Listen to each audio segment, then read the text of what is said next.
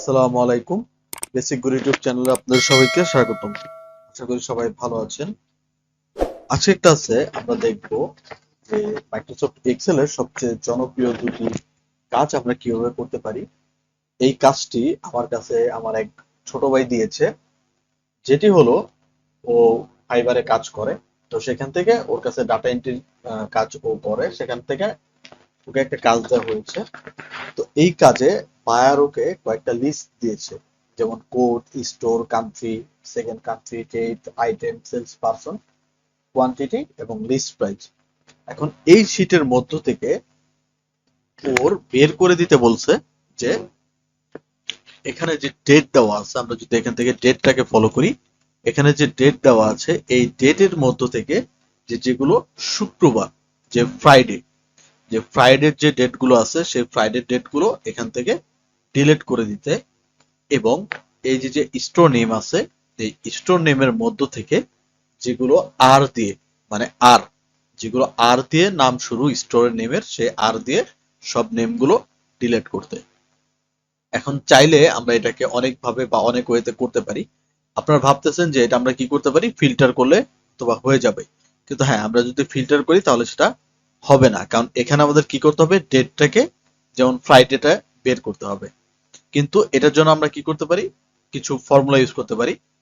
কিন্তু এটা যদি আমরা ম্যানুয়ালি করতে যাই আমাদের কি অনেক সময় লেগে যাবে। এর জন্য আমরা কিছু শর্টকাট ইউজ করতে পারি, যে শর্টকাট গুলোর মাধ্যমে আমরা এই পুরো ডাটাবেসটাকে তৈরি করে নিতে পারি।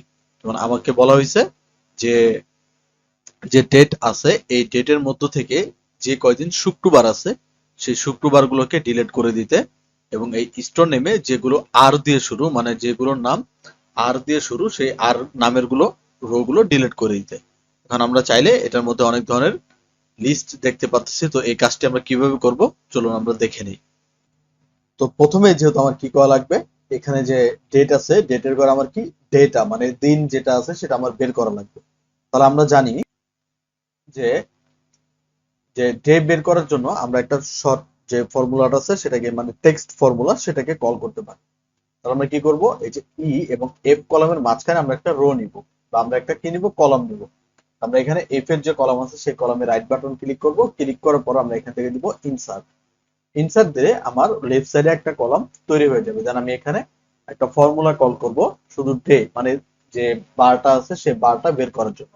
তো আমরা সেই ফর্মুলাকে কল করি যে ইকুয়াল টি ই এক্স টি, টেক্সট। টেক্সট দেওয়ার পর আমরা দেবো ফার্স্ট ব্র্যাকেট। দেন আমাকে এখানে বলা হয়েছে কি, ভ্যালুটাকে দিতে।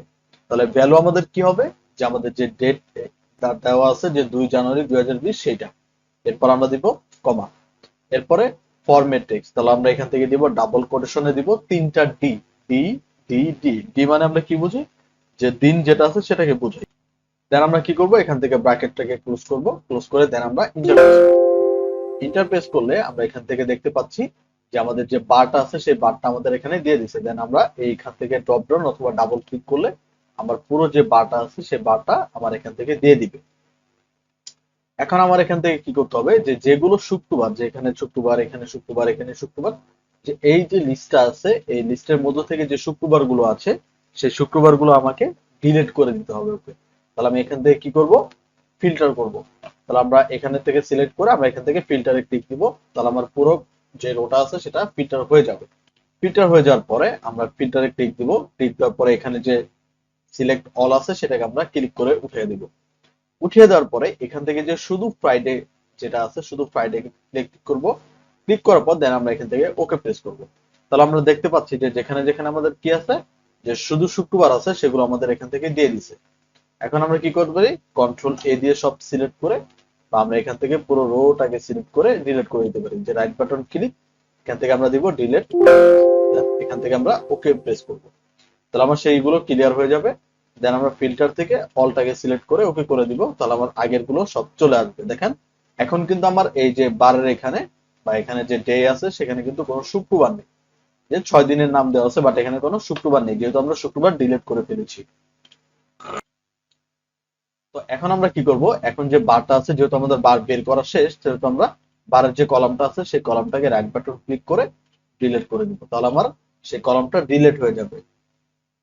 এবং দ্বিতীয়তে বলা হয়েছে যে আমাদের যে স্টোরটা আছে এই স্টোরে যেই নামগুলো আছে, এই নামের মধ্যে যে নামগুলো আর দিয়ে শুরু, যেমন এখান থেকে আমরা দেখতে পাচ্ছি রাস্টিক রুটস, রেডিয়েন্ট অরা, ঠিক আছে? এখানে যে আর দিয়ে নামগুলো আছে সেই নামগুলো আমার কি করতে হবে, ডিলিট করে দিতে হবে।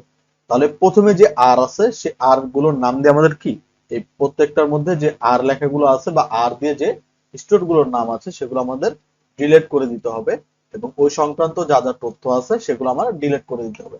তাহলে তার জন্য আমরা এখান থেকে ফিল্টারে যাব। ফিল্টার থেকে আমরা এখান থেকে দেখতে পারি টেক্সট ফিল্টার।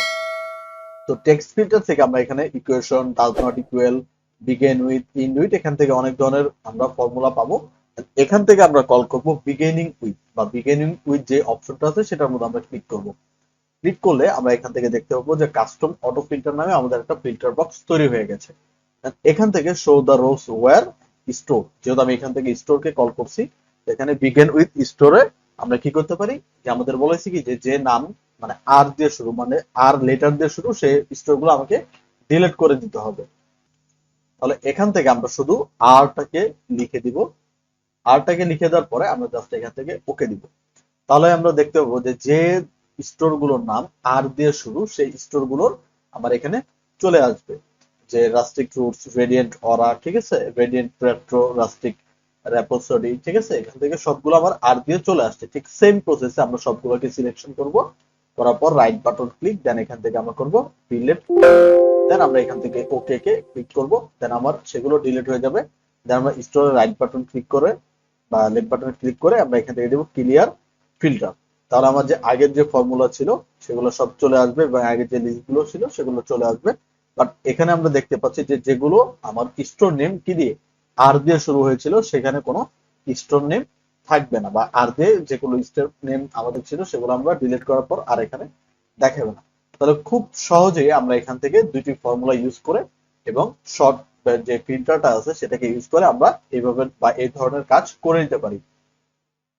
তাহলে আমাদের ভিডিওটি যদি ভালো লাগে এবং আরো যদি এরকম আপডেট আপডেট নতুন যে সূত্রগুলো আছে সেগুলো আপনারা পড়তে চান বা দেখতে চান, তাহলে আমাদের চ্যানেলটিকে সাবস্ক্রাইব করে নেবেন। এবং এরকম আরো অনেক ধরনের যে সূত্র আছে বা যেই ফর্মুলা গুলো আমরা ইউজ করি সবগুলো সূত্র আমরা এখান থেকে ভিডিওর মাধ্যমে আপনাদের সাথে শেয়ার করে দিব। তো আজকের মতো ভালো থাকবেন, সবাই সুস্থ থাকবেন। আসসালামু আলাইকুম।